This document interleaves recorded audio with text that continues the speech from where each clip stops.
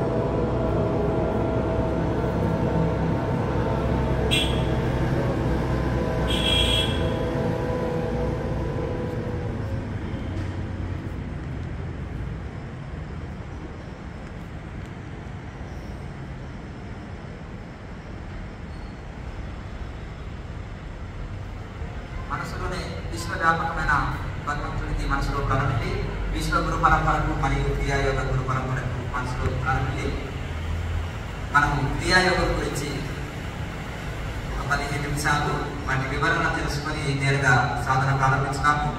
కొత్త వాళ్ళు ఎంతమంది వచ్చారు చేతులెత్తండి చూద్దాం. అందరు కొత్త వాళ్ళే. ఒక యోగి ఆత్మకథ చదివిన వాళ్ళు చేతులెత్తండి. సంతోషం. అయితే చాలా మందికి ఏంటిదంటే ఒకే విషయము 100 మందికి 100 రకాలుగా అర్థమవుతుంది. అలాగే ఒకసారి చదివితేనే మనకు బుర్రలో పీడ అయిపోతుంది. ఒకరికి 10 సార్లు చదవాలి, ఒకరికి 20 సార్లు చదివినా బుర్రకెక్కదు. అలాగే ఒకే విషయము 100 మందికి 100 రకాలుగా అర్థమవుతుంది. నిన్న జరిగిన చిన్న సంఘటన చెప్తాను నేను. స్వామీజీ ఎక్కడో హిమాలయంలో తపస్సు చేసుకుంటే స్వార్థపర ఋషులు అని ఒక అతను అన్నాను. సరైన స్వార్థపరులే, వారి స్వార్థం వారు చూసుకుంటారు. మరి మీ స్వార్థం మీరు చూసుకుంటలేరా సమాజంలో? నా కుటుంబం అనే బౌండరీ తీసుకొని మీరున్నారు కదా, మరి మేము తరించాలని సమస్తం త్యాగం చేసిపోయి వాళ్ళ తపస్సు కోసం వాళ్ళు ఉన్నారేమో. మరి ఇద్దరు చూపేది స్వార్థమే కదా. అంటే ఈ సమాజంలో ఉండే వాళ్ళు కూడా కొంతమంది వాళ్ళు కొంత త్యాగం చేసి సమాజానికి సేవ చేస్తారు. కొన్ని కంపెనీస్ కానీ, కొన్ని గృహస్థులు కానీ, కొంత బీదవాళ్ళు ధనవంతులు అని భేదం లేదు. ఎవరైనా అటువంటి వాళ్ళు చేసే త్యాగం వలన, సేవ వలనే సమాజం, అది ఒక పొలిటికల్ లీడర్ చేయొచ్చు, ఒక సినిమా యాక్టర్ చేయొచ్చు, ఒక బిజినెస్ మ్యాన్ చేయొచ్చు, ఒక స్టూడెంట్ చేయొచ్చు, ఒక నార్మల్ గృహస్థులు చేయొచ్చు, ధనవంతుడు చేయవచ్చు, బీదవాడు చేయవచ్చు. అట్టి సేవ, అట్టి త్యాగం కనుక ఎవరు చేసినా గొప్ప విషయమే, ఏ మతం వాళ్ళు చేసినా. అలాగే ఇక్కడ కూడా కొంతమంది మహనీయులు భగవంతుడు ప్రేరేపిస్తే కానీ, ఋషులు ప్రేరేపిస్తే కానీ సమాజంలోకి వచ్చి ఏదో రకమైన సేవ చేస్తారు. అంటే అర్థం బేసి కలిస్తే కరెంటు అయినట్టు గృహస్థులు సన్యాసులు కలిస్తేనే సేవ జరుగుతుంది. ఎందుకంటే సన్యాసులు త్యాగజీవులు కాబట్టి గృహస్థులు సహకారం, గృహస్థులకు టైం ఉండదు, బిజీ లైఫ్ ఉంటుంది కాబట్టి వాళ్ళ చేతిలో పెట్టింది వాళ్ళు సద్వినియోగం చేస్తారు, ఏ రకమైన సేవ అయినా. ఇది పెద్దలు చెప్పింది. కనుక ఇద్దరు కలిస్తేనే సేవ జరుగుతుంది. అంటే వాళ్ళు సంకల్పము, తపస్సు, ఆశీర్వాదం చేత సమాజానికి సేవ చేయగలుగుతారు. వీళ్ళు సంపాదించిన ధనాన్ని సేవ రూపంలో చేయగలుగుతారు, తను మన ధన రూపంలో. అలా కనుక కొంతమంది మహనీయులు సమాజంలోకి వచ్చి సేవ చేస్తున్నారు అనుకో, వారి సేవని అందరూ అందుకుంటున్నారా? వారు చెప్పే మాటలు ఎంతమంది వింటున్నారు? వాళ్ళు ఏదైనా ఒక ఆశ్రమం కట్టి రండి నాయన మధ్యాహ్నం భోజనం ఫ్రీగా పెడతాం, వచ్చి ధ్యానం చేసుకోండి అంటే ఎంతమంది చేసుకుంటున్నారు? వాళ్ళు చెప్పే మంచి మాటలు ఎంతమంది వింటున్నారు? విన్నా కానీ ఎంతమంది ఆచరణలో పెడుతున్నారు? మరి ఎవరో రాకుండా ఇక్కడ రాలేని వాళ్ళ గురించి మనం వాళ్ళ మీద బడి ఏడవడం కొద్దీ, వచ్చిన వాళ్ళు సేవ చేస్తుంటే వాళ్ళు ఆయన ధనవంతుడండి అన్నం పెడతలేడు అని ఊరికి ఆయన ఆడిపోసుకునే కొద్దీ, ఎవరో ఒక ఆయన మధ్య తరగతి కుటుంబం అని వచ్చి 10 మందికి అన్నం పెడుతుంటే మరి అది తినొచ్చు కదా. పెట్టని వాళ్ళ గురించి అనడం ఏంటంటే, పెట్టేవాళ్ళు ఉన్నారు, భోజనము తినొచ్చు, ఆకలి తీర్చుకోవచ్చు కదా. ఎవరో రాని వాళ్ళని ఆడిపోసుకునే కొద్దీ వచ్చిన వాళ్ళు ఉన్నారు, వాళ్ళు చేసే సేవను అందుకోవచ్చు కదా. అంతే కదండి. కనుక భగవంతుడు కానీ, గురువులు కానీ ఒక్కొక్కరికి ఒక ఆజ్ఞ వేస్తారు, ఒక్కొక్కరు ఒక కార్యం కోసం వస్తారు. ఆనాడు వేదవ్యాసుల వారు కానీ, శంకరాచార్యులు కానీ, అంటే మహానుభావులు నాకెందుకులే అనుకుంటే ఇన్ని శాస్త్రాలు రాసేవాళ్ళు కాదు, ఇంత ఆధ్యాత్మిక వ్యాప్తి చేసేవాళ్ళు కాదు, ఇంత లోకానికి సేవ చేసేవాళ్ళు కాదు. వాళ్ళు తపస్సు చేసి తరించి మళ్ళీ లోక సేవ చేసేద్దాం. అలాగే వివేకానంద స్వామి కానీ, శివానంద సరస్వతి, అలాగే దయానంద సరస్వతి, పరమహంస యోగానంద, ఇలా చెప్తూ పోతుంటే ఎందరో మహనీయులు. మరి ఈ కలియుగంలో ఎంతో మంది ఆధ్యాత్మిక సేవ అందించారు కనుక అట్లా వారి సేవ అందుకున్న వాళ్ళు మంచి ప్రయోజకులైనారు కనుక మనము ఏదో ఇది మనం ఎందుకంటే మనకు సర్వం తెలుసు అనే రకంగా చర్చ చేస్తుంటాం కనుక మనకు తెలిసింది చాలా తక్కువ, అర్థమైంది ఇంకా చాలా తక్కువ. కనుక ఇప్పుడు ఈ భౌతికంగా మనం ఎంత డెవలప్ అయినా, ఎన్ని సంపదలున్నా, అష్టైశ్వర్యాలున్నా, ఆధ్యాత్మిక జీవితం లేకపోతే శాంతి లేదు. శాంతి ఏమనుకుంటాం? అష్టైశ్వర్యాల్లో ఉంటుంది అనుకుంటాం. అవి పూర్వ పుణ్యం చేతనో వస్తాయి, లేకపోతే మనకు శ్రమ చేతనో సాధించుకోవచ్చు. కానీ అవి వచ్చిన ఎంతమంది శాంతి ఉన్నారు? ఎవరైతే ధ్యాన యోగము చేస్తారో, నిరంతరము పరమాత్మకు శరణాగతితో తనం దైవానికి అర్పించుకొని ధ్యాన సాధన చేస్తారో వాళ్ళే నిజంగా సుఖంగా శాంతిగా ఉంటారు.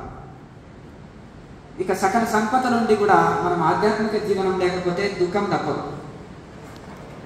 కొన్ని జీవితంలో ఎదురు దెబ్బలు తగిలినప్పుడన్నా ఆధ్యాత్మిక వైపు అంటే కుటుంబమే సర్వస్వాన్ని సేవ చేశాము. వృద్ధాపంలో నేను ఎవరు పట్టించుకుంటలేదు, నీవు అనవసరం. అప్పుడు కుటుంబంలో చక్కగా వచ్చి ఫ్రీ ఆశ్రమాలు ఎన్నో ఉన్నాయి, హాయిగా చేయనిగా. అర్థమైంది కదా? నువ్వు భరించిన నీ పిల్లల్ని నువ్వు చూసుకుంటలేదు, అర్థమైంది కదా? కానీ నీకు ఆశ్రయం కల్పించే ఆధ్యాత్మిక కేంద్రాలు కూడా ఉన్నాయి. అక్కడ పోయి ప్రశాంతమైన జీవితం గడుపు, అంతేనా? కనుక అక్కడ ఉండడం వలన వాళ్ళకి శాంతి లేదు, నీకు శాంతి లేదు. ఇక్కడ వస్తే మనకు వాళ్ళు నువ్వు దూరం ఉంటే వాళ్ళకి శాంతి అని కోరుకుంటున్నారు, ఇంకా వాళ్ళ మీద పడి ఏడుస్తున్నావు, వాళ్ళని నొద్దనుకుంటున్నారు. అర్థమైందా? అప్పుడు నువ్వు ఇక్కడ ప్రశాంతమైన ఆధ్యాత్మిక జీవితంలో గడపడానికి ఒక వరం అది. లేదంటే నా మనవరాలు అని వాళ్ళని పట్టుకొని ఏడుస్తూ ఇక జీవితం అంతా సేవ వెడ్డి చాకరీ చేయవలసిన అది తప్పిందని ఆనందపడి హాయిగా వచ్చి ఆధ్యాత్మిక జీవితం గడుపుతుంటే ఇక్కడ నువ్వు మనశ్శాంతి పొందుతావు, అక్కడ నువ్వు లేనందుకు వాళ్ళు హ్యాపీగా ఉంటావు. మీరు అక్కడ ఉండడం వలన ఇద్దరికీ అశాంతి. కనుక ఈ విధంగా అనేకమైన మోక్ష మార్గాలు ఉన్నాయి. అందులో క్రియాయోగం అనేది ఫ్లైట్ మార్గం. ఫ్లైట్ ఎక్కితే విశ్వనాథుని గంటలో దర్శనం చేసుకుంటాం, నడిచి వెళ్తే 6 నెలలు పడుతుంది కాశీ వెళ్ళాలంటే. కనుక మనము షార్ట్కట్ మార్గం ఉంది, ఇది సైంటిఫిక్గా ఉంది, శాస్త్రీయంగా ఉంది, ఈజీగా ఉంది. అలాగే ఫ్లైట్ వే తొందరగా గమ్యం చేర్చేది. మనము ఏదైనా ఒక వస్తువు మార్కెట్లోకి వస్తే ఇదే ఎందుకు కొనాలి అంటాం. ఒక మోటార్ బైక్ ఉంది అనుకోండి, దాన్ని ఏం చేస్తారు? మీదే ఎందుకు కొనాలంటే ఇది 100 లీటర్లు మైలేజ్ ఇస్తుందండి, లేకపోతే పెట్రోల్ 100 లీటర్లు మైలేజ్ ఇస్తుంది, లేదంటే ఎలక్ట్రికల్ కూడా మీరు ఛార్జింగ్ పెట్టుకుంటే నడుస్తుంది. 2 in 1 ప్లస్ ఒకవేళ ఛార్జింగ్ లేని ఎడల 100 లీటర్లు మైలేజ్ ఇస్తుంది మీకు. అలాగే మెయింటెనెన్స్ తక్కువ, ఎక్కడైనా స్పేర్ పార్ట్స్ దొరుకుతాయి, చాలా తక్కువ ధరకి ఇస్తున్నాం. బయట 1,00,000 రూపాయలు ఉంటే 50,000కే ఇస్తున్నాం అంటే ఊరుకుంటారా? బుక్ చేస్తారా? ఇంట్లో 4 ఉంటే 4కి బుక్ చేస్తారు, అంతేనా కదా? చిన్నపిల్లలకి లేడీస్కి ఏమో స్కూటీ అదే మోడల్లా, కార్లు, గేర్లు లేని కార్లు ఇవన్నీ వచ్చినాయి కదా. రకరకాల ఒకే కంపెనీ మీద 4 రకాల ప్రోడక్ట్లు ఉంటే అన్ని బుక్ చేసుకుంటాం. ఎందుకు? అట్లాగే మనం ఏమనుకుంటామంటే తక్కువలో రావాలి, బాగుండాలి, మంచి ఎక్కువ పని చేయాలి, మెయింటెనెన్స్ ఉండవద్దు, ఇవన్నీ చూసినట్టు. ఇలాగే ఈ ఆధ్యాత్మిక మార్గంలో కూడా ఇప్పుడు మనము యాత్రలు చేయాలన్నా, యజ్ఞాలు చేయాలన్నా, అన్నదానాలు చేయాలన్నా, పూజలు చేయాలన్నా, వ్రతాలు చేయాలన్నా, నోములు చేయాలన్నా ఎంతో ఖర్చుతో కూడుకున్నది. ఇవన్నీ దేనికోసము?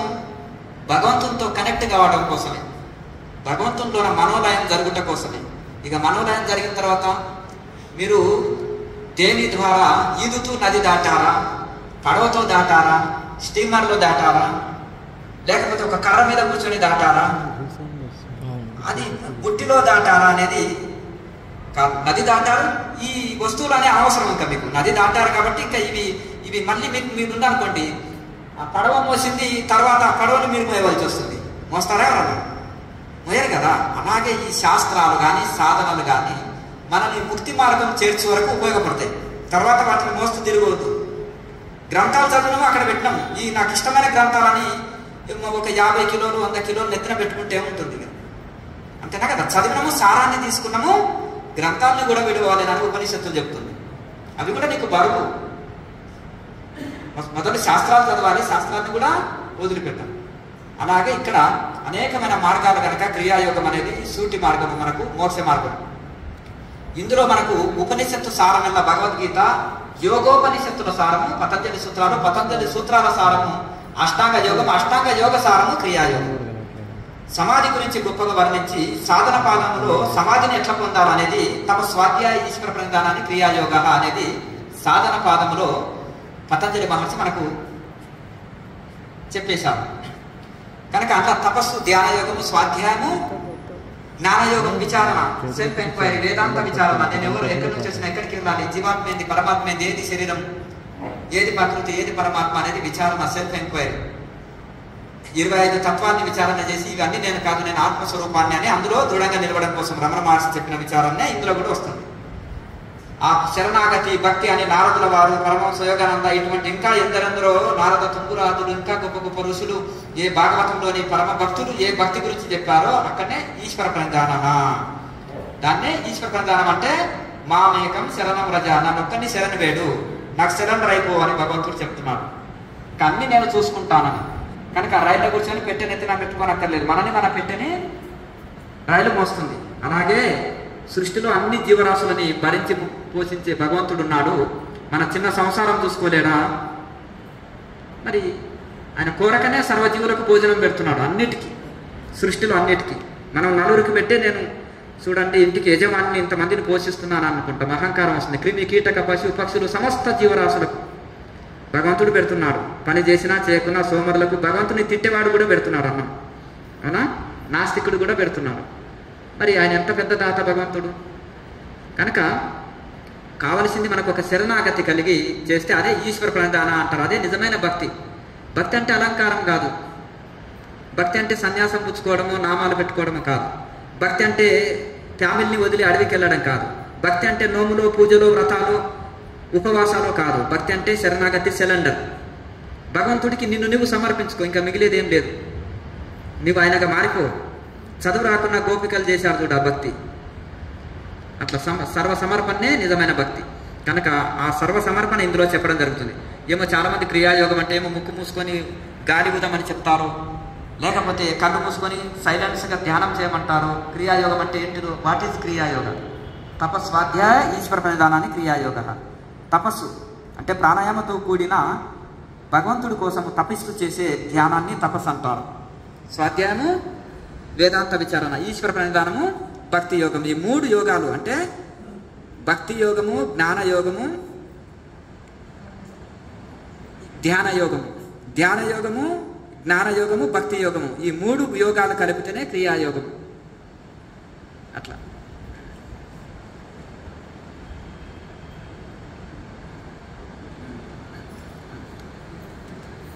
సార్ కొండలతో చెప్పి అట్లా ఈ విధంగా మనము చక్కగా ఈ యొక్క 3 కలిపి చేస్తే క్రియాయోగం అంటారు. ఇది చాలా మనకు ఫ్లైట్ వే లాంటిది. ఒక్కొక్క దగ్గర తెలుసుకుంటే మనము భక్తి గురించి వినొచ్చు, ఒక దగ్గర వేదాంత విచారణ వినొచ్చు, ఇంకొక దగ్గర మనము ధ్యానం తెలుసుకోవచ్చు, కొంత దగ్గర యోగాభ్యాసం తెలుసుకోవచ్చు. కానీ ఈ యొక్క మల్టీవిటమిన్ ట్యాబ్లెట్ ఇక అన్నీ వచ్చినాయి ఇక్కడ. లేకపోతే వెన్నపూస అనుకోండి, ఆ వెన్నపూస తీసుకొని తిన్నామనుకో ఇంకా కడివెడు పెరుగు తాగవలసిన అవసరం లేదు, కడివెడు మజ్జిగ తాగవలసిన అవసరం లేదు, సారం. కనుక జీవితంలో భగవద్గీత ఒకటి చదువుకుంటే ఆధ్యాత్మికంలో అన్ని శాస్త్రాలు చదివినట్టే. నిఘంటు, డిక్షనరీ మన దగ్గర ఉంటే అన్ని పదాలు మన దగ్గర ఉన్నట్టే. కనుక అలాగే ఈ యొక్క క్రియాయోగం చేస్తే అన్ని యోగాలు చేసినట్టే. అన్ని యోగాలు చేస్తే కూడా క్రియాయోగంలోకి రావాల్సిందే. 1 పార్ట్ చేస్తున్నాం అనుకో. మరి భక్తి మంచిది, భక్తి గొప్పది. యోగం అంటారు ఏంటంటే మనసు నిలవని భక్తి ఎందుకు వ్యర్థం? మనసు భగవంతుల్లో నిలవింది అనుకో, భక్తి యోగము, యోగం అనేది కలిసింది లాస్ట్లో.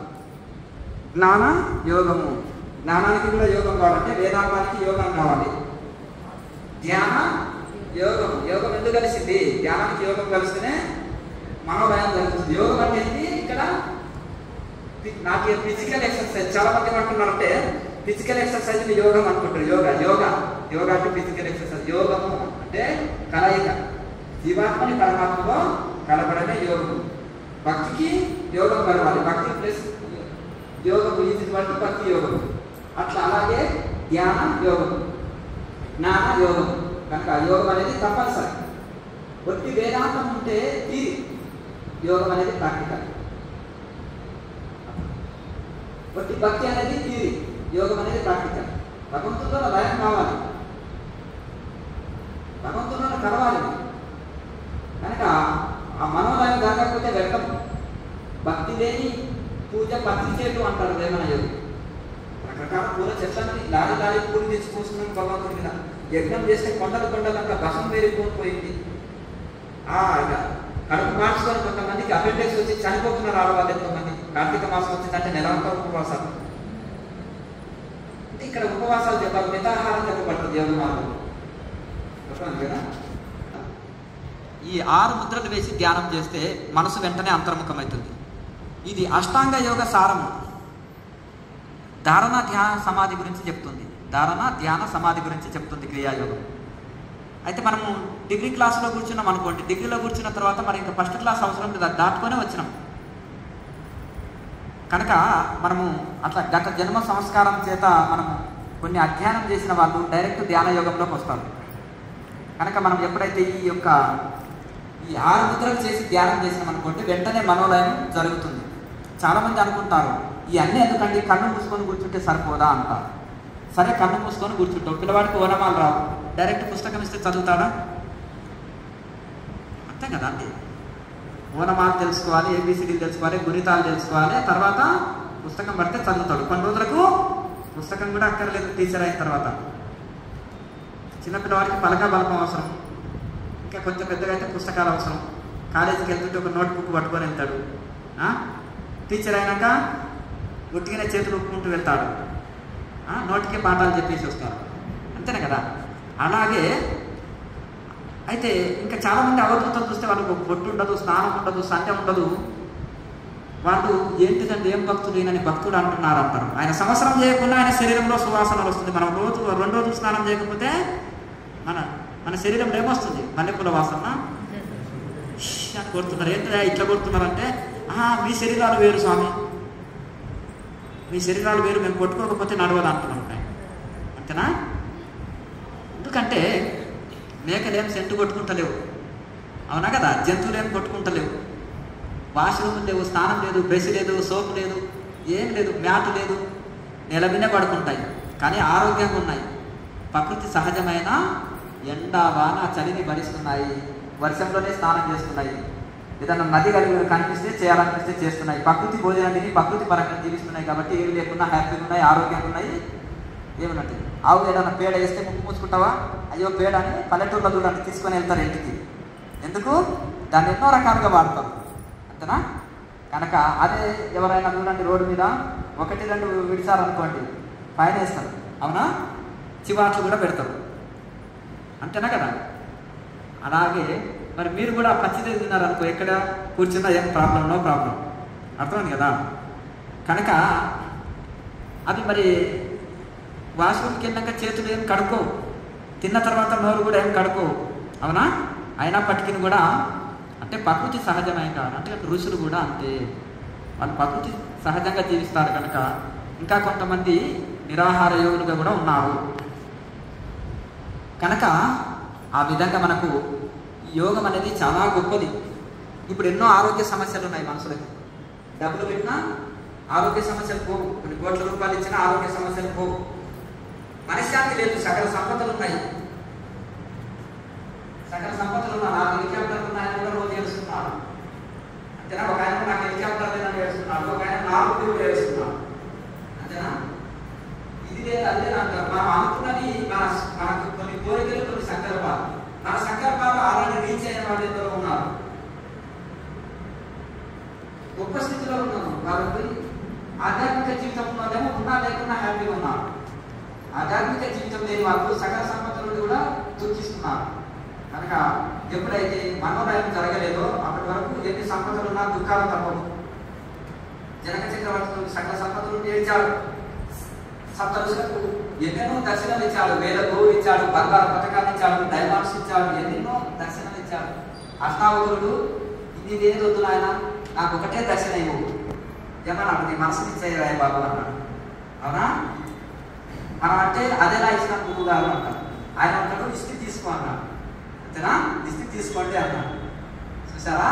ఆ మనసు ఒకటి గొడవ అయ్యా బాబు, ఆ మనసు ఒకటి లేకపోతే మనోరయం జరిగితే అంత హ్యాపీగా. కనుక ఆ మనసుని గురువు దర్శనం అడిగాడు, ఇచ్చిన గురుదేవ తీసుకోండి అన్నాడు.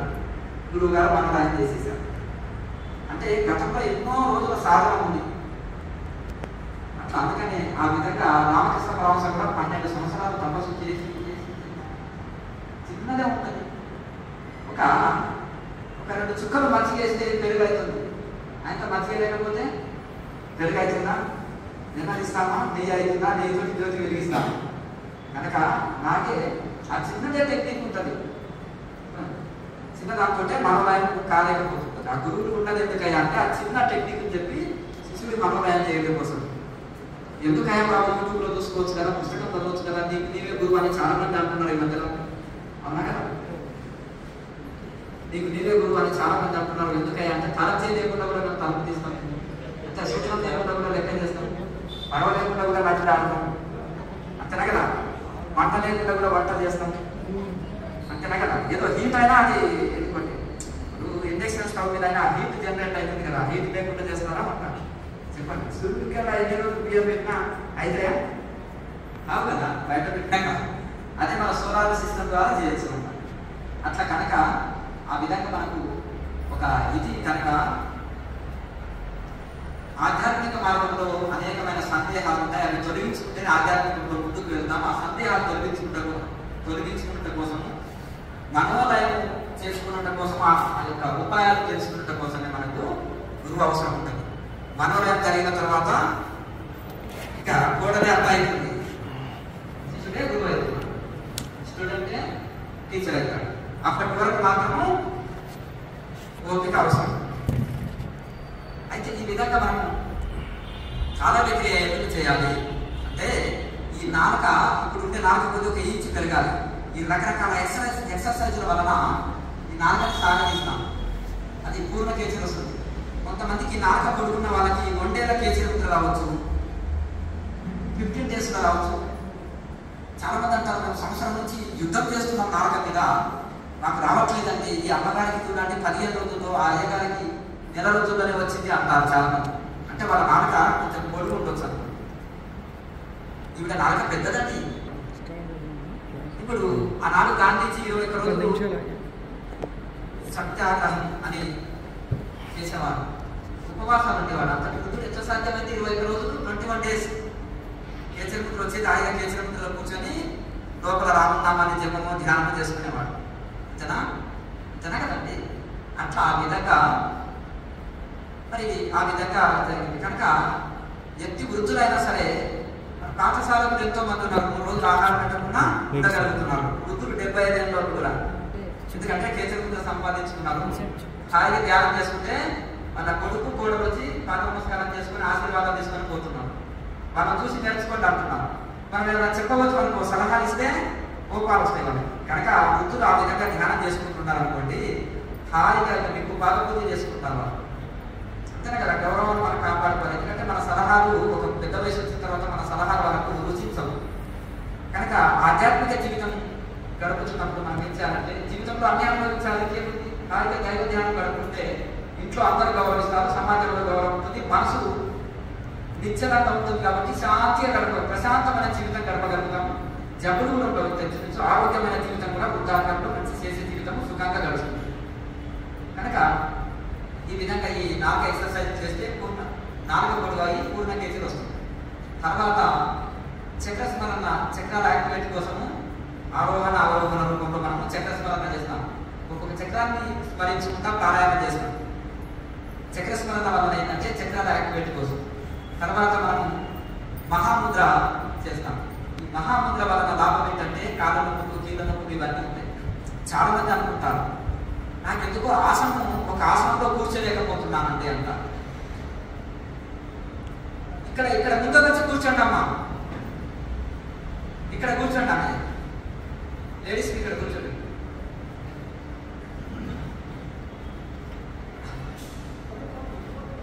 ఇక్కడ ఉంది కదా, ప్లేస్ ఉంది కదా, చూపించండి.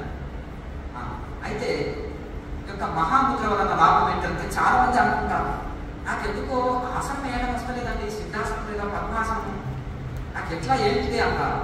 ఆ బటర్ఫ్లై ఎక్సర్సైజ్ అటువంటిది చేయాలి, మహాముద్ర లాంటిది బాగా ప్రాక్టీస్ చేయాలి. చాలా మంది దగ్గర పెట్టుకుంటారు, కాళ్ళు దగ్గర పెట్టుకొని కూర్చుంటారు. వజ్రాసనం అంటేనేమో అది వేరు, కానీ మిగతా ఆసనాల్లో కాళ్ళని విప్పదీసి చక్కగా సాగదీసి కూర్చున్నప్పుడు సిద్ధాసనం లేదా పద్మాసనం చక్కగా నేల మీద మోకాల మీద అనుకుంటాం. ఇలా కూర్చున్నాం అనుకోండి, దగ్గర కూర్చున్నాం అనుకోండి, వచ్చినా ఎందుకో ఈ కాలు కిందికి వెళ్తలేదండి అంటాం. అంతనా అలా ఇలా వస్తుంది, అప్పుడు లాగుతుంటాయి ఇవన్నీ. అలా కాకుండా కాళ్ళని విప్పదీసి హాయిగా ప్రశాంతంగా కూర్చున్నప్పుడు సిద్ధాసనం లేదా పద్మాసనం చక్కగా కూర్చోగలుగుతాం. అలా కొంచెం నొప్పి అనిపించిన ఈ యొక్క మహాముద్ర లాంటిది, ఈ యొక్క బటర్ఫ్లై ఎక్సర్సైజ్ ఇటువంటివి చేస్తే సరిపోతుంది. మన కేఎంసీ ఛానల్లో షార్ట్ పీరియడ్లో ఉన్న ఏ ఆసనం ఎట్లా చేయాలనేది అది ప్రాక్టికల్ కూడా చూపించండి. చూస్తున్నారు ప్రశ్న జవాబులో డౌట్లు తీర్చుకోవాలి, ఈ సాధన చేస్తుంటే ఈ సందేహాలన్నీ పోతాయి. అలాగే ఇంకొకటి మన తర్వాత మహాముద్ర అనేది నడుము నొప్పి, కాళ్ళ నొప్పి, కీళ్ళ నొప్పి పోతుంది, గుండెని యాక్టివేట్ అవుతుంది. అలాగే సుష్మలో మనం తీసుకున్న ఇక్కడ ప్రాణవాయువు సుష్మలోకి ప్రవేశిస్తుంది, మనసు అంతర్ముఖమవుతుంది, సూక్ష్మంగా మారుతుంది, ఈ యొక్క బాడీ అంతా రిలాక్స్ అవుతుంది, చాలా తేలికగా అవుతుంది. ఒక 4-5 సెట్లు వేసినాం అనుకోండి మహాముద్ర, కాళ్ళ నొప్పి, కీళ్ళ నొప్పి, నడుము నొప్పి, బ్యాక్ పెయిన్ ఇదంతా ఉంటుంది. శక్తివంతమైన శరీరం తయారవుతుంది, ఆసన సిద్ధి కలుగుతుంది, శరీరం అంతా ఫ్రీ అవుతుంది, జాయింట్ పెయిన్స్ ఉంటుంది, చాలా లాభాలు ఉంటాయి. కనుక మహాముద్రని కూడా చేయాలి. తర్వాత నాభి క్రియ, నాభి చక్రియ కాయ జ్ఞానం అంటారు. నాభి క్రియ వలన మనకు చక్కగా సంపూర్ణ ఆరోగ్యము, నాడుల సమతుల్యత ఉంటుంది. ఈ ప్రాణాయామం వలన మనోరాయం, శ్వాసే మనసు, మనసే శ్వాస. కనుక ఈ ప్రాణాయామం వలన మనోరాయం జరుగుతుంది, మనసు నిశ్చలమవుతుంది, మనసు ఏకాగ్రత పొందుతుంది, మనసు నిశ్చలమై మనసు ఏకాగ్రత పొందుతుంది. అలాగే ఇంకొకటి, ఈ యొక్క ప్రాణాయామం లేకుండా మనోరాయం అనేది జరగదు. ఎలా అంటే ఇప్పుడు దీపంతో మనసును పోలుస్తారు. భగవద్గీతలో కూడా దీపానికి ఉదాహరణ ఇచ్చారు. ఆ దీపం గుణం ఏంటి? కదలడు, ఫ్యాన్ గాలికి కానీ బయట గాలికి కానీ కదులుతుంది. అలాగే చిత్తం గుణం ఏంటంటే చెల్లించదు. మనసు అనేది కూడా ఆధ్యాత్మిక ధ్యానం చేయలేని వాళ్ళకి మనసు అనేది స్థిరంగా ఉండదు. కనుక ఆ యొక్క దీపము స్థిరంగా ఉండాలంటే ఏం చేయాలి చెప్పండి? సిమ్మి అంటారు కదా, ఒక గాజు సీసని మొత్తం క్లోజ్ చేసేయాలనుకో ఏమవుతుంది? ఆరిపోతుంది. ఎందుకు? ఆ దీపానికి కూడా ప్రాణవాయువు, ఆక్సిజన్ అవసరం. దీపానికి కూడా ఆక్సిజన్ అవసరం, ప్రాణవాయువు. అలా అని ఎక్కువ గాలి వస్తే తెలియదు. కనుక ఆ సిమ్మిని పెడతారు పైన ఆ గాజు సీసని పెట్టి పైన ఓపెన్ ఉంటుంది. అప్పుడు గాలి వచ్చినా ఏం కాదు. అలాగే మన చిత్తం కూడా చెలించకుండా ఉండాలంటే దీపంతో పోల్చాలి. దీపం చెలించకుంటే ఆ యొక్క గాజు సీసని పైన పెడితే గాలి వచ్చినా కానీ చెలించదు. అలాగే మన చిత్తం చెలించకుండా ఉండాలంటే ఏం చేయాలి? ప్రాణాయామాభ్యాసం చేయాలి. అర్థమైందా? ఆ ప్రాణాయామాభ్యాసము చేసినప్పుడు చిత్తం కూడా నిశ్చలంగా ఉంటుంది. అట్లా పట్టాలి. మన చిత్తం మనసు అనేది దీపము, అది కదలకుండా నిలవాలంటే ప్రాణాయామాభ్యాసం తప్పనిసరి ఉండాలి. కనుక ఆ ప్రాణాయామ ద్వారా మన మనసు నిశ్చలమైంది. మనసు నిశ్చలమైతే అంతే, ఇంకా ఇప్పుడు మనసు చంచల స్థితిలో ఉన్నప్పుడు దుఃఖం, మనసు నిశ్చల స్థితిలో ఉన్నప్పుడు సుఖం. ప్రాణాయామం ద్వారా వాయువు స్థిరమవుతుంది. వాయువు స్థిరమైతే మనసు స్థిరమవుతుంది. మనసు స్థిరమైతే మనసు వశమవుతుంది. మనసు వశమైతే సర్వం వశమవుతుంది. కొంతమంది ఋషుల దగ్గరికి వెళ్తారు, ఆ బాబుకు పెళ్ళి అయిందండి, సంతానం లేదు, ఆశీర్వదించండి స్వామికి అంటుంటారు. ఏదైనా హిమాలయస్కి వెళ్దాం అనుకో, ఏదైనా ఋషి కళ్ళు పుస్తకం కూర్చున్నాడు, అక్కడికి వెళ్తారు. ఆయన చాలా మంది ఎందుకు తపస్సు చేయడం వలన ఆ శరీరం పవిత్రం. అర్థమైంది కదా? ఆ యొక్క మన వాక్కు పవిత్రం. తిరుమలలో తుమ్మల తీర్థము, నారద తీర్థం, చక్ర తీర్థం అని ఎన్ని తీర్థాలు 27 తీర్థాలు ఎందుకు ఉన్నాయి? ఆ ఋషులు తపస్సు చేసుకున్నారు. అందుకనే శ్రీశైలం తిరుపతి ఎందుకు పవిత్రం అంటే ఋషులు తపస్సు చేశారు అక్కడ. అలాగే హిమాలయస్ ఎందుకు అంత పవిత్రం అంటే ఒక్కరు తపస్సు చేసుకుంటేనే వీరబ్రహ్మేంద్ర స్వామి మఠం ఎంత గొప్పగా పేరు ఉంది. అవునా కదా? కొన్ని మఠాల్లో ఒక్కరు తపస్సు చేసుకునే సమాధి అయితేనే అవి తీర్థస్థలాలు అయినాయి. మరి ఋషులు వేల ఋషులు తపస్సు చేసిన స్థలాలు కదా. ఓషధులు ఉన్నాయి, పవిత్రమైన గంగాజలము, పవిత్రమైన ఎంతో ప్రకృతి సౌందర్యంతో కూడుకున్న వాతావరణం, యోగానికి అనుకూలమైన చల్లటి ప్రదేశము కనుక ఎందరో ఋషులు చేసిన పరమ పవిత్రమైన భూమి కనుక అక్కడ వెళ్తే అని ఆత్మ అనుకుంటారు. కనుక ఆ విధంగా మనకు ఆ మహానుభావులు మనకు ఇది అందించారు కనుక దాని వలన ప్రతి ఒక్కరు కూడా యోగాభ్యాసం వల్లనే మనోలయము జరిగింది. ప్రతి ఒక్కరు ఏబిసిడీలు దిద్ది నేర్చుకునే కదా పీజీ పిహెచ్డీ పూర్తి చేశారు. కనుక ఎవరైనా అక్కడి నుంచే ప్రారంభమవుతారు. కనుక ఒకే స్కూల్లో చదివిన ఒకరు ఇంజనీర్, ఒకరు డాక్టర్, ఒకరు కలెక్టర్ అవుతారు, ఒకరు ఏమీ కాదు. చదువులో లోపం లేదు, గురువులో లోపం లేదు. అక్కడ మన శ్రద్ధను బట్టి అర్థమైంది కదా. శ్రద్ధతోటి ఉంటుంది కనుక శ్రద్ధవాన్ లభతే జ్ఞానం, శ్రద్ధతోటి ఏదైనా వస్తుంది. కనుక ఈ ప్రాణాయామం వలన మనోలయం జరుగుతుంది. తర్వాత జ్యోతి ముద్ర, దీన్ని ఎండైటెన్ ముద్ర అంటారు. ఎండైటెన్ ముద్ర అంటారు. అంటే మనలోని ఆత్మ ప్రకాశాన్ని, భగవత్ ప్రకాశాన్ని అనుభూతి కలిగిస్తుంది జ్యోతి ముద్ర. పేరులోనే జ్యోతి ముద్ర అంటారు. షణ్ముఖి ముద్ర, నవముఖి ముద్ర, రకరకాల పేర్లు ఉంటాయి ఈ ముద్రకి. కానీ దీన్ని క్రియాయోగంలో ఈ ముద్రకు పెట్టిన పేరు జ్యోతి ముద్ర. ఉపనిషత్తుల్లో కూడా కొన్ని చోట్ల జ్యోతి ముద్ర అని కూడా వస్తుంది. అయితే ఈ ముద్రని ఎన్లైటెన్ ముద్ర అంటారు. మనకు ఆత్మ ప్రకాశాన్ని అనుభూతి కలిగిస్తుంది. కనుక ఇది కరెక్ట్. ఈ ముద్రని నవరంధ్రాలని లాక్ చేసి వేసి ప్రాణాయామ చక్కగా చేసి కుంభకం చేయగలిగితే మనలోని ఆత్మజ్యోతి ప్రకాశము దర్శనమిస్తుంది. కనుక చాలా మంది పాత సాధకులు రోజు అనుభూతి పొందుతుంటారు. ప్రతిరోజు ఏదో తటాలు నేను వచ్చిపోయిందండి, మన జన్మను వస్తుంది ఏంటిది అని అనుకోండి. లేదు, రోజు తింటే మన ఏదో స్వీట్ ఉందండి, ఈ రోజు తిరుపతి లడ్డు ఇలా స్వీట్ లేదు చేదు ఉంది అంటనా? ఉంటుందా చెప్పండి? ఏ రోజు తిన్నా అమావాస అర్ధరాత్రి లేసి తిన్నా కానీ తీయగానే ఉంటుంది. చేదంటే ఇది తిరుపతి లడ్డు కదా బాబు అంటారు. అంతేనా కదా? వేప ఉండ అంటారు, సున్ని ఉండలాక వేప ఉండ అంటారు చేదు ఉందంటే.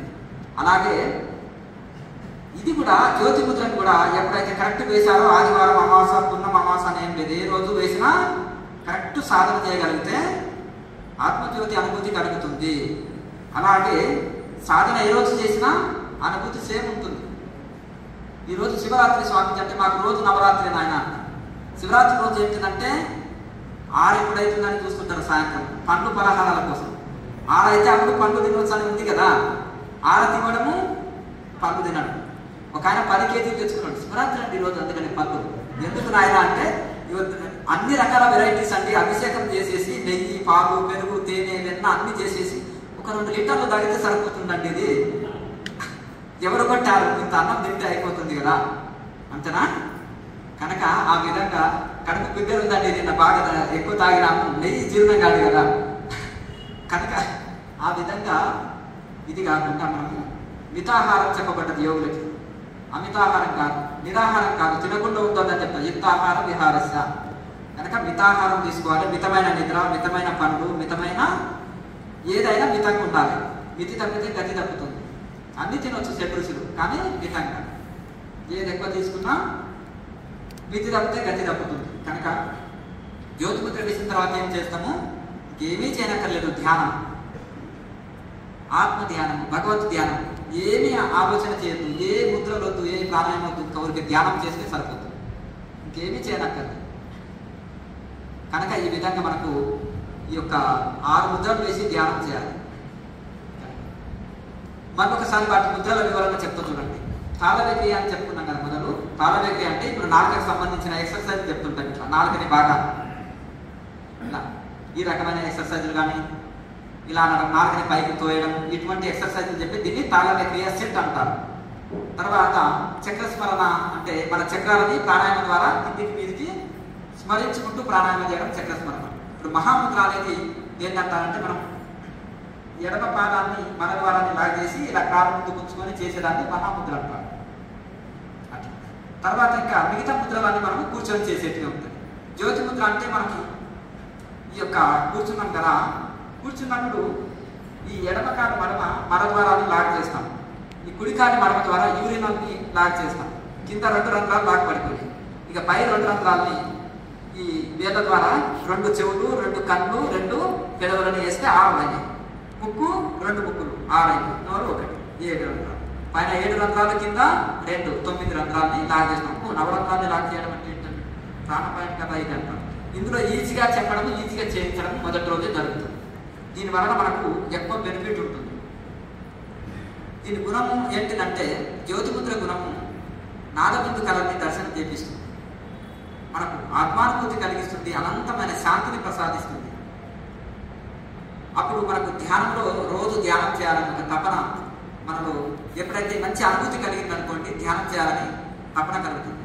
చాలామంది అమ్మగారు అంటారు, నా జీవితంలో 35 సంవత్సరాల నుంచి అండి పూజలు చేస్తున్నాను స్వామికి, అక్కడ ఉపదేశం తీసుకున్నా, ఇక్కడ ఉపదేశం తీసుకున్నా, లేకపోతే మా అత్తగారు నేర్పించారు పూజలు, నాకు నేను తెగ చేస్తున్నాను కానీ మనసు దేవుడి మీద నిలవదండి, అదేంటో అని అంటారు. మరి వాళ్ళే మళ్ళీ ఏదో ఒక రకంగా మన ఛానల్ చూసి పుస్తకం చదువు ఇతరుల ద్వారా తెలుసుకొని వచ్చి క్లాసు చేసి ఒక నెల రోజులు ప్రాక్టీస్ చేసినాక అయ్యో నా జీవితంలో 35 సంవత్సరాలు వేస్ట్ చేసినాను, అయ్యయ్యో ఇప్పటికి 1000 లీటర్ల నూనెనే కాల్చేయచ్చు నేను, దీపాలు పెట్టి నెయ్యి, రకరకాల నోములు వ్రతాలు చేసిన కదా, సరే ఆ భక్తే దీనిలోకి లాక్కొచ్చింది అనుకోండి. స్టార్టింగ్లో ఇది దొరికితే పాపా నేను ఇప్పటి వరకు ఎంత గొప్ప స్థితిలో ఉంటుంటేనో అని అనుకుంటాను. సరే ఏదో ఇంకా మీ పుణ్యబలం ఇన్ని రోజులకు పెరిగింది, ఇన్ని రోజులకు వచ్చారు కనుక ఇక్కడి నుంచి సీరియస్గా చేయాలి. ఒక శుభకర్మ అని 75 సంవత్సరాల వయసు అమ్మగారికి. ఆమె అయ్యో స్వామిజీ నా 70 సంవత్సరాలు వేస్ట్ అయిందండి, క్రియాయోగం నాయుడు భాష పుస్తకం 20 సంవత్సరాల కింద చదివినాను, అది ఎక్కడ నేర్పుతారో తెలియలేదు, హిందీలో ఇంగ్లీష్లో అని చెప్పారు, ఎక్కడనో తెలియదు, ఇప్పటికి నాకు వచ్చేసిందంటే ఆ ముసలావిడికి ఇంక వేరే పనే లేదు, దయ్యం కూర్చున్నట్టే. ఇక్కడ అర్ధరాత్రి 3 గంటలకు వేసిన వాళ్ళ పిల్లలు కూర్చొని ఉంటారు అంతే. ఇంకా కళ్ళు మూసుకోవడం, కేచీల ముద్ర వేసుకోవడం మొత్తం. ఇక నాలుగని సాగదీసి ఇక కేచీల ముద్ర వచ్చేసింది. ఇక తెలియకుండా పిల్లలు గాబర పడతారని ఏదో భోజనం తీసుకుని వెళ్ళి రూమ్లోకి వెళ్ళి ఆడ కుక్కకు పెట్టడం, తినకుంటుంటారు వారంలో. ఎందుకంటే తింటే ఈ చాదాస్తమా ఈ వయసులో మీరు ఏంది అని అంటారని చక్కగా తీసుకొని వెళ్ళడము, పెట్టడము, సాధన చేసుకుంటాడు. కేచీల ముద్రలో వెళ్ళడం తింటుంది లే మా అమ్మ అని అనుకుంటారు. వారం అయిన తర్వాత అదేంటో స్వామిజీ నాకు నీరస సమస్య లేదు, నాకు ఏం ఇది అయితే లేదు, ఎంతో ఇది వారం తినకుండా నాకు ఏం అవ్వట్లేదు అంటే ఏం కాదమ్మా కేచీల్లో ఉన్నాం కదా తల్లి అంటే. అట్లా ఆ విధంగా 75 సంవత్సరాల వయసులో కూడా శరీరం ఎలా తాగుతుంది, నాకు ఎందుకో ఇక్కడ నొప్పి వస్తుందండి, నాకు ఇక్కడ నొప్పి వచ్చేసింది అంటే మరి ఆ వయసులో శరీరం ఎందుకు చేస్తుంది? ద్రవాహారం తీసుకోవడము, ఇవి మితాహారం తీసుకొని బాగా సాధన చేయడం వలన శరీరం సహకరిస్తుంది. అటువంటి వృద్ధులు ఎందరో ఉన్నారు. అందుకనే నేను చెప్తా, క్రియా యోగులు ఇతర పద్ధతి చేసేవాళ్ళు ఇక్కడ 70 ఏళ్ళ వాళ్ళని అక్కడ 20 ఏళ్ళ కుర్రాలతోటి నేను పోటీ పెడతానన్నా. అందువల్ల వాళ్ళు 20-30 ఏళ్ళు సాధన చేయనీళ్ళు జస్ట్ ఒక 1 year 2 years ప్రాక్టీస్ చేయాలి సీరియస్గా కనుక. ఎందుకంటే ఇంత కాన్ఫిడెన్స్ తోటి ఎందుకు చెప్తున్నానంటే అంత బెనిఫిట్ ఉందని. అనేకమైన కఠిన పద్ధతులు ఉన్నాయి కానీ మన శరీరానికి హాని సరిగ్గా చేయకపోతే హఠయోగంలో హాని. ఈ క్రియాయోగం అనేది గృహస్థాశ్రమంలో, జ్ఞాపక జీవితంలో, పట్టణ జీవితంలో ఉన్నా కానీ ఎటువంటిది ఇబ్బంది కలిగించకుండా ఎంతో మేలు చేసేది ఈజీ మార్గము, విమాన మార్గం దాకా మనల్ని గమ్యం చేసేది చాలా గొప్పది కనుక ఈ విధంగా మనకు ఎంతో మేలు చేసేది కనుక మీరు రోజు నేర్చుకోవడమే కాకుండా అందరూ కొత్త వాళ్ళు వచ్చారని తెలుసుకోవచ్చు. దీన్ని రోజు ప్రాక్టీస్ చేస్తే ఎంతో గొప్ప మేలు జరుగుతుంది కనుక ఆ పరమేశ్వరుడు అనుగ్రహిస్తే గురువుల అనుగ్రహం ఉంటే అర్థమైంది కదా. సమాజంలో సేవ చేయడానికే మా గురువులు పంపిస్తే వచ్చినాం, మా కోరిక లేదు. అడవిలో హిమాలయాలో కూర్చొని ఉండడమే మాకు ఇష్టం కనుక అంతకంటే ఇంకా లోకంలో సేవ చేసే భాగ్యం కంటే ఇంకెక్కువ ఉండదు. అర్థమైంది కదా. మీరు మన ఆశ్రమాల్లో ఎక్కడ ఎవరు ఎంతకాలమైనా ఉచితంగా అన్ని సౌకర్యాలతోటి మీరు హాయిగా ధ్యానం చేసుకోవచ్చు. అక్కడ భోజన వసతి, ఉండడానికి వసతి, అన్ని వసతులు ఉంటాయి.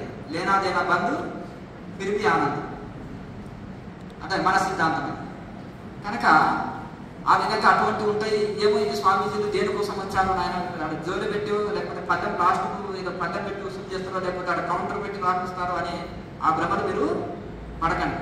అర్థమైంది కదా? ఆయన ఏదో నమోదు చేసుకోవడం కోసం, ఎంతమంది వస్తున్నారు, ఎంతమంది సద్వినియోగం చేసుకుంటున్నారు ఇది అనేది తెలవడం కోసం. కనుక ఎవరిని లాపడం ఉండదు, అడగడం ఉండదు. శాటిలైట్ ఉన్నాడు పైన ఈశ్వరుడు. అర్థమైంది కదా? ఆయన అబ్జర్వ్ చేస్తుంటాడు అంతా. అర్థం మనకు అవసరాలు నేరుగా ఆయన నుంచే వస్తాయి. అర్థమైంది కదా? కనుక నువ్వు ఎంతమందికి పెడతారో అంతమందికి వస్తుంటుంది. అక్షయ పాత్ర పెట్టుకుంటాం అనుకో. అర్థమైంది కదా? తపస్సు చేశాడు సూర్య భగవాను ఎవరు? ధర్మరాజు. అక్షయ పాత్ర పొందాడు, ఇంకేం లోటు లేదు. అర్థమైంది కదండి? కనుక ఆ విధంగా అక్షయ పాత్ర ఇచ్చేవాడు పరమేశ్వరుడు ఉన్నాడు. ఆయన మన అవసరాలు తీరుస్తాడు. ఏదైనా సమస్య వచ్చిందనుకో ఏం చేయాలి? ఈశ్వరుడిని ప్రార్థన చేసుకోండి అని చెప్తాను, నేను చేస్తాను. అట్లా కనుక వ్యక్తి పూజ ఒప్పుకోవు. అట్లా పాదుకలు పెట్టు, ఫోటోలు పెట్టు, తెగ పూజ చేస్తారు. ఆ పూజ వల్ల ఈ పూజలు పడిపోతారు. అట్లా ఏమంటే గురు పూజ అంటే, ఏమంటే పతి పూజ అంటే, బట్టకు టీటీలు ఎగ్గొడతారు. పతి పూజ అని చేసుకుంటారు. అర్థమైంది అంటే అట్లా కాకుండా గురువు చెప్పిన సాధన వదిలేస్తారు. గురు పూజ అని ఇది చేస్తుంటారు.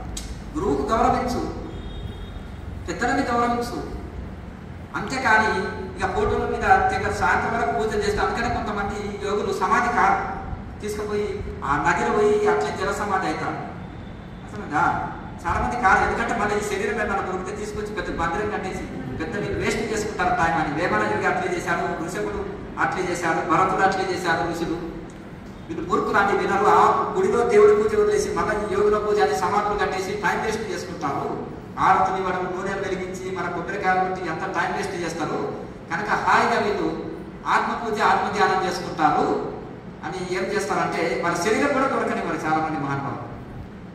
ఎందుకంటే వాళ్ళు చెప్పిన మీరు అయితే సమాధి కానీ చూస్తాం గురువు గారు బ్రహ్మాండమైన బంగారు గుడి గారితో అని అనుకుంటాం. అంతేనా కదా? కనుక అట్లా చేస్తారని శరీరమే దొరకనివ్వరు కొంతమంది అవబోతున్నారు. కనుక వ్యక్తి పూజ కాదు, ఆత్మ పూజ, దైవ పూజ. లోపలనే భగవంతుడు ఉన్నారు. ఇంకొక ఆయన ఏదో ధూళి తగ్గితే ఇదంతా అని అక్కడ వెళ్ళి ఏదో మొత్తం వేల మంది చనిపోయారు యూపీలో. అర్థమైంది కదా? తీరాది ఏం చూస్తే ఏముంది? ఎక్కడ తపస్సు చేసినట్టుగా అనిపిస్తలేదు, ఋషి అయినట్టు తెలుస్తలేదు. కామన్ మ్యాన్ని పట్టుకొని ఇంతమంది పబ్లిసిటీ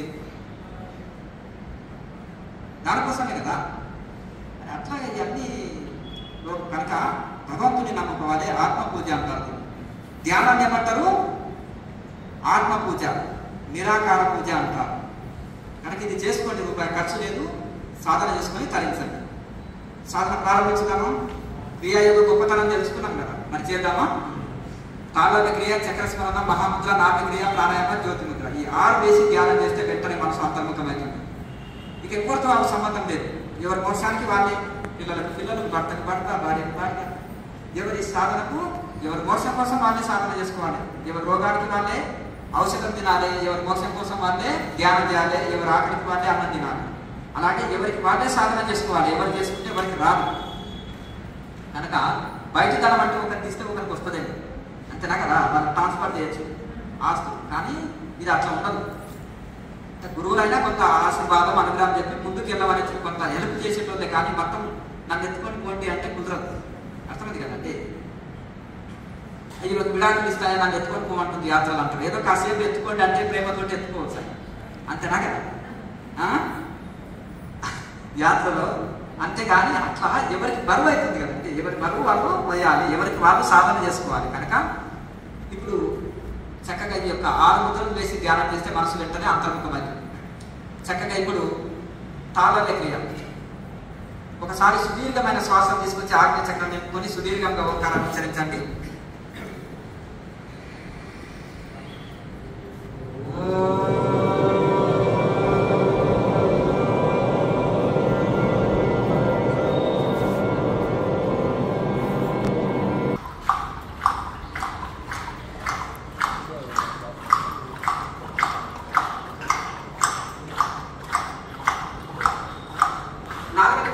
చిలికినట్టుగా చెప్తుందండి. నోట్లో లాలాజలం వచ్చిన మింగివేయండి, శరీరానికి చాలా శ్రేష్టము. ఇలాగే ఇప్పుడు నాలుగని పాము నాలుగు ఆడించండి. పూర్తిగా పెళ్ళిలో నుంచి బయటకు తీసుకొచ్చి ఒకసారి కళ్ళు తెరిచి చూడండి, మళ్ళీ కళ్ళు మూసి చేయండి. చక్కటి ఏకాగ్రత వస్తుంది. 20 టైమ్స్ చేయండి. నోట్లో లాలాజలం వచ్చిన మిగిలివేయండి. శరీరానికి చాలా శ్రేష్టం, అమృతంతో సమానం. మనము ఫ్రీ టైంలో కూడా ఎక్కువ సేపు చేసుకోవచ్చు. సాధనలో కూడా మనం కావాలంటే ఇంకా మన ఇంటి దగ్గర సాధన చేసుకుంటున్నప్పుడు ఎక్కువ సేపు కూడా చేసుకోవచ్చు. ఫ్రీ టైంలో కూడా చేసుకోవచ్చు. ఇది తాళన క్రియని, ఇది తాళన క్రియ అంటారు.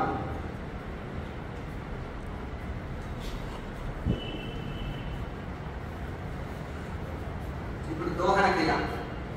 నాలుకని పైకి నుంచి ఈ చేతి మధ్య వేలు ద్వారా నాలుక కింది భాగంలో ఒక నరం సపోర్ట్ ఉంటుంది. అక్కడి నుంచి పైకి తోస్తున్నారు లోపలికి.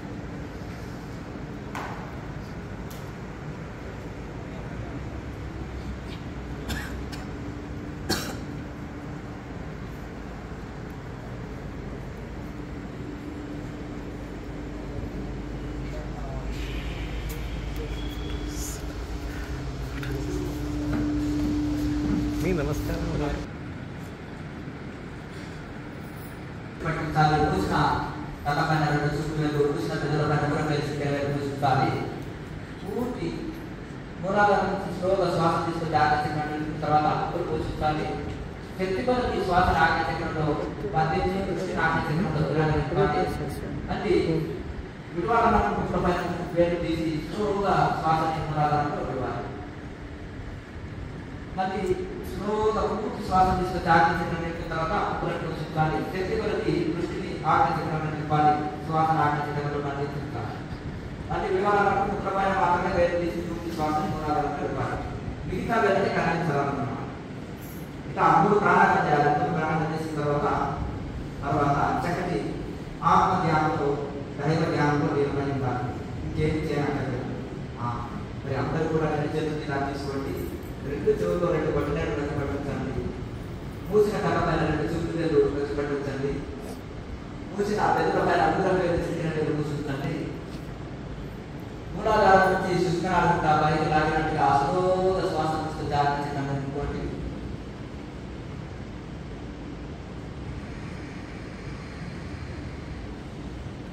శ్వాస ఆకాశంలో నింపిన తర్వాత 2 చేతి వేలుగా ముద్రని కూర్చుంటండి. శ్వాస ఆకాశంలో నిలుపుకొని శక్తి కొలది శ్వాస ఆకాశంలో బంధించుకుంటాను.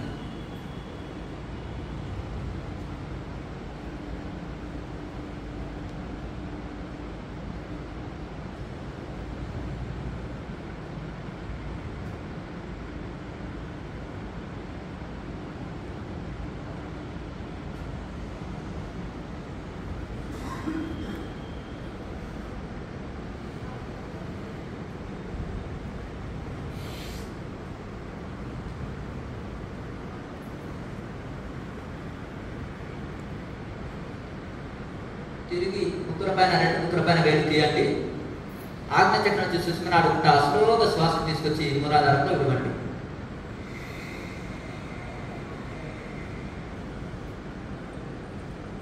ఇది ఒక ప్రాణాయామం. ఇలాగే 3